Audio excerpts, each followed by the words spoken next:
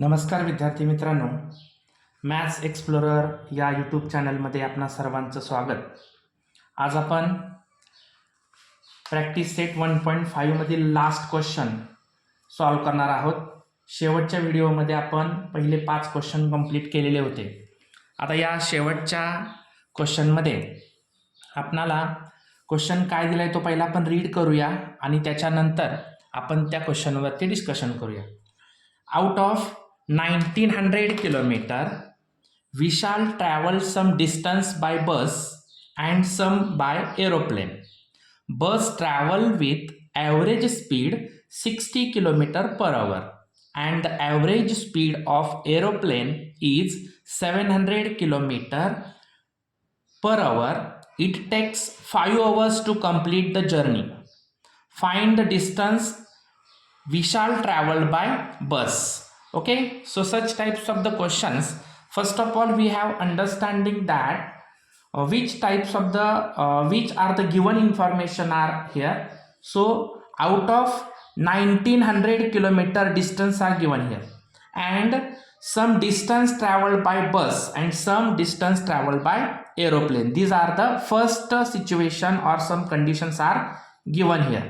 Okay, so आपणाला पहिल्यांदा इथं काय सपोज करावा लागणार आहे. So answer, let we shall traveled x kilometer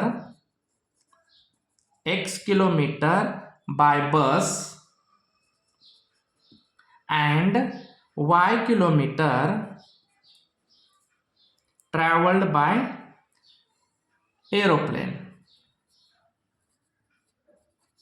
Okay, हे आपल्याला पहिलं सपोज करणं अपेक्षित आहे. आता याच्यानंतर आपल्याला कंडिशन पहिली काय दिलेली आहे की बस आणि एरोप्लेन मिळून दोन्हीही किती किलोमीटर डिस्टन्स ट्रॅव्हल करताय, टोटल 1900 किलोमीटर. सो आता ही आपली झाली condition first. According to condition first, condition first मध्ये आपण काय घेणार, x plus y is equal to 1900 kilometre. It means this is the equation number first. Okay, then second, आता दिले काय पुढे बघा, average speed of bus is 60 kilometre per hour. बसचा जो काही ॲव्हरेज स्पीड आहे तो 60 किलोमीटर दिलेला आहे आणि एरोप्लेनचा किती दिलेला आहे, 700 किलोमीटर. तर लिहिताना आपण कसं लिहिणार, आता speed of bus is equal to 60 kilometer per hour and speed of aeroplane is equal to 700 kilometer per hour. Okay, आता याच्यानंतर आपल्याला विचारताना काय विचारले त्यांनी, find the distance travelled by the bus. म्हणजे आपल्याला तो डिस्टन्स बसने ट्रॅव्हल केलेला जो डिस्टन्स आहे तो किती किलोमीटर डिस्टन्स ट्रॅव्हल केलेला आहे. टोटल 1900 किलोमीटर दिलेलं आहे, बट फक्त बसने किती तो ट्रॅव्हल केला एवढं दिलेलं आहे. आता याच्यामध्ये आपल्याला काय करायला लागणार आहे, त्यांचा टाइम आपण तिथं सपोज करावा लागणार आहे आणि टाइमच्या फॉर्म्युल्यानुसार आपण इक्वेशन रेडी करून घेऊया. आता इथं आपण time taken by bus to travel x kilometre, कारण बसने तो किती सपोज केलाय, आपण बसने x किलोमीटर ट्रॅव्हल करतो हे सपोज केलेलं आहे. मग आता फॉर्म्युला आपल्याला माहिती आहे, time is equal to distance upon speed. आपण डिस्टन्स सपोज केलाय x किलोमीटर, स्पीड आहे बसचं 60 किलोमीटर पर आवर आणि टाइम आपण सपोज करावं लागणार आहे कारण टाइम दिलेला नाहीये. ओके, सो देन आता पुढं time taken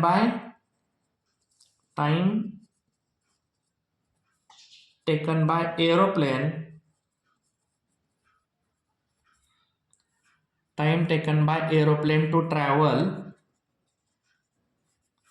y kilometre. So आता इथं सुद्धा परत आपल्याला फॉर्म्युला लिहावा लागणार, time is equal to distance upon speed.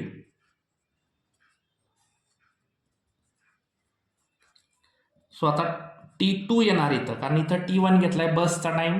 आता इथं एरोप्लेनचा टाइम आपण T2 घेतला. डिस्टन्स किती आहे y आपण सपोज केलाय. स्पीड किती आहे 700 किलोमीटर. सो आता कंडिशन सेकंड काय दिली बघा आपल्याला इथं.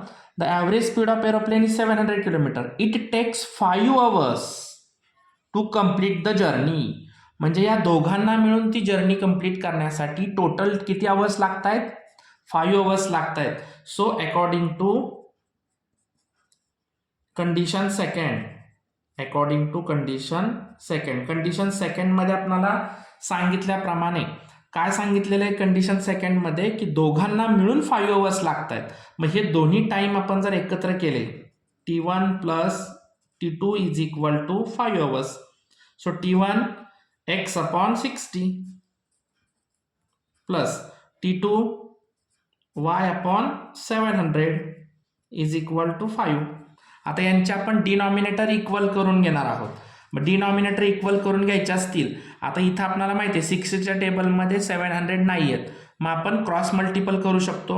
सो इथं 700 into x plus 60 into y divided by ह्या दोघांचा multiple 60 into 700 is equal to 5. Okay, आता इथं आपण कंटिन्यू करूया. आता ह्या 700 into x 700x plus 60 into y 60y is equal to हे डिवाइड आहे तिकडे गेल्यानंतर मल्टिपल होणार आहेत. सो 7 6 जा 42. सो 5 इंटू 42 आणि 0 3 आहेत 42,000. आता इथं बघा या तिन्ही संख्यांमध्ये 0 आहेत, म्हणजे आपण या बोथ साईडला जर 0ने डिवाइड केलं 10ने डिवाइड केलं तर आपल्याला एक 0 कॅन्सल होणार आहे. मग आपण डायरेक्ट इथे एक 0 कॅन्सल करूया. ओके, आता इथं राहिलं काय 70x plus 6y is equal to यांचं मल्टिपल करूया. हे 2 0 आहे असे मानले. 5 2 जा 10 कॅरी 1 5 4 जा 20 प्लस 1 21. आता इथं पुन्हा अजून रिड्यूस होतोय का हे इक्वेशन, तर हे इक्वेशन इथं रिड्यूस होत नाहीये. याला इक्वेशन नंबर आपण सेकंड देऊया. आता इक्वेशन फर्स्ट आणि इक्वेशन सेकंड मध्ये नीट ऑब्झर्व केलं तर आता एलिमिनेटिंग मेथडने आपण हे सॉल्व्ह करून घेणार आहोत. सो आपल्याला इक्वेशन फर्स्टला इथं 6ने मल्टिपल करावं लागेल. सो इक्वेशन फर्स्ट मल्टिप्लाइंग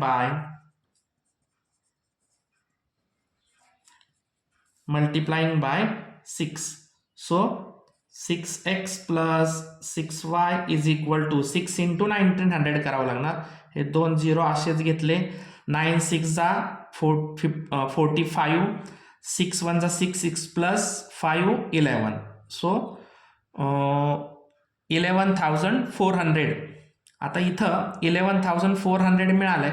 आता याला इक्वेशन नंबर आपण थर्ड देऊया. आता इक्वेशन नंबर 3 आणि इक्वेशन नंबर 2 या दोघांना नीट ऑब्झर्व केलं तर y या व्हेरिएबलचे कोइफिशियंट इक्वल झालेले आहेत. y या व्हेरिएबल इक्वल झाले, परंतु त्यांचा साइन हे सेम आहे. मग आपण इथं काय करूया सबट्रॅक्ट करूया. सबट्रॅक्ट छोटे इक्वेशन कोणतं आहे, छोटे इक्वेशन आहे 11,400. सो सबट्रॅक्ट इक्वेशन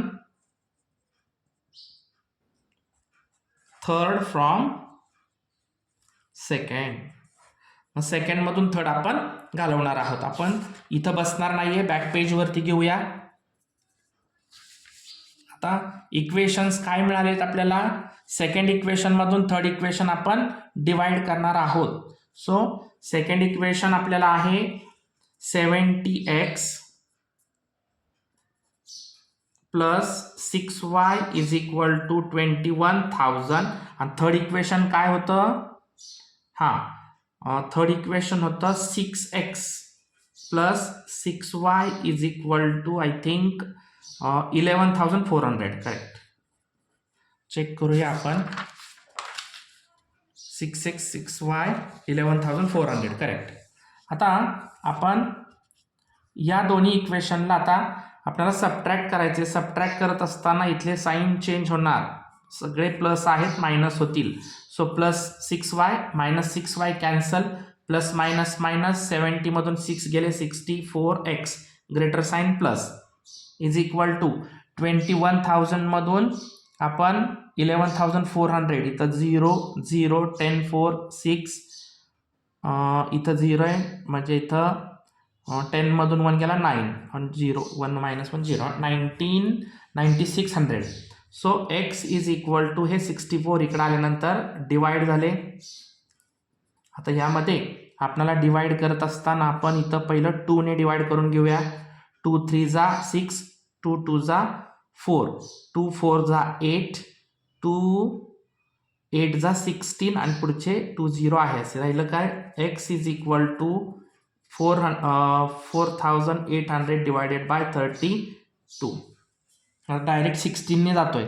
16 2 जा 32 16 3 जा 48 सो 300/2 मग राहिले 150.